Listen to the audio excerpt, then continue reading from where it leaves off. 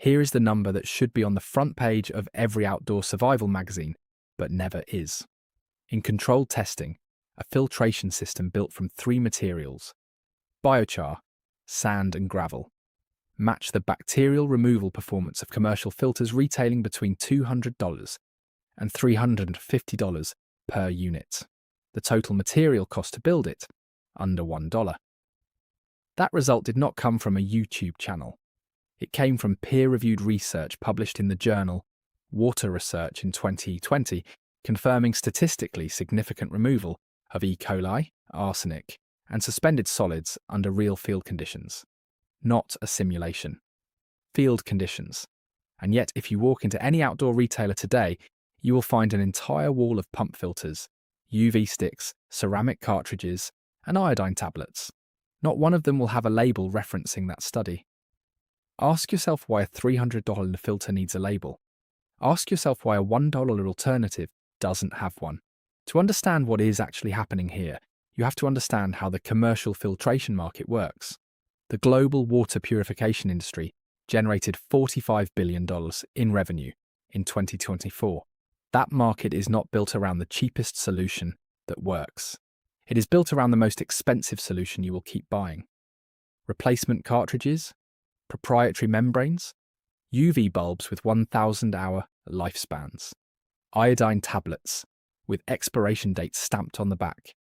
Every single one of those products has one thing in common that nobody in the marketing materials will say out loud. They require you to come back.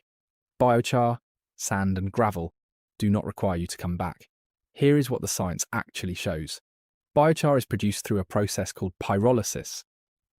Burning organic material, wood, bamboo, coconut shells, agricultural waste, at high temperatures in a low oxygen environment. What you get is a carbon structure so porous that a single gram of high-quality biochar contains a surface area of up to 500 square meters. That is not a typo. 500 square meters. In 1 gram, that surface area is the filtration mechanism. Bacteria, heavy metals, and organic compounds bind to the biochar surface through a process called adsorption. They attach. They stop moving through the water.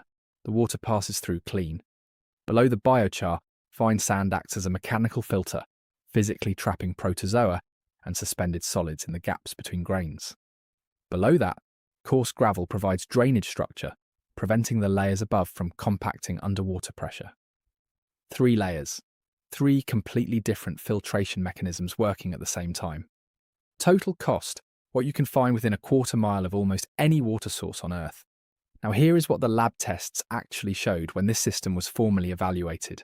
Engineers running control comparisons on layered biochar sand gravel systems documented over 90% bacterial removal, heavy metal reduction, turbidity levels matching mid-range commercial units. One researcher reportedly ran the test 3 times before logging the results. Not because something went wrong, because the results were cleaner than the equipment he was comparing against. The commercial filters won on speed. They did not win on outcome. Speed matters when you are a company selling units. It does not matter when you are a person who needs water tonight. Here is exactly how you build it. Find any container you can puncture at the base. A plastic bottle, a section of bamboo, a clay pot. It needs to hold material and allow water to pass through the bottom slowly. Punch small drainage holes at the base. Small. You want slow movement through the layers, not fast drainage. First layer, coarse gravel or river stones, 2 inches deep. This is your structural base and drainage layer. Second layer, fine sand. Clean sand, not saltwater beach sand. 2 to 3 inches packed firmly above the gravel. This is your mechanical filter. Third layer, biochar. This is your primary filtration layer. 2 to 3 inches above the sand. If you are building this in the field, you produce biochar by burning hardwood in a low oxygen environment. Smother a fire under dense soil or a metal container and let it cool completely. Crush the char into small irregular pieces before packing. Optional top layer. A thin layer of dry grass or moss catches large debris before it reaches the biochar below. Pour water in slowly at the top. Collect the output in a clean container. Run the first 2 passes back through the filter. The initial output always carries fine particulate from fresh filter material. By the 3rd pass, output clarity improves significantly. One important note: the industry will never put on a product label because there is no product to sell you. This system does not eliminate viral contamination. Boil your filtered output when viral risk is present. For bacterial load, heavy metals and sediment, in a survival situation, an off-grid setup, or a region where $300 filters are not an option, this system performs at a level that has been confirmed in peer-reviewed research and quietly ignored by every major brand in this space. The global bottled water market is projected to reach $700 billion by 2030. $700 billion built around the premise that water, the one substance every living organism on this planet requires to survive, is something you need to purchase from a corporation in a disposable plastic container. Your grandparents did not buy water. Neither did their parents. Somewhere in the last 80 years, the default assumption shifted. Clean water became a product. The knowledge that existed before that shift did not disappear.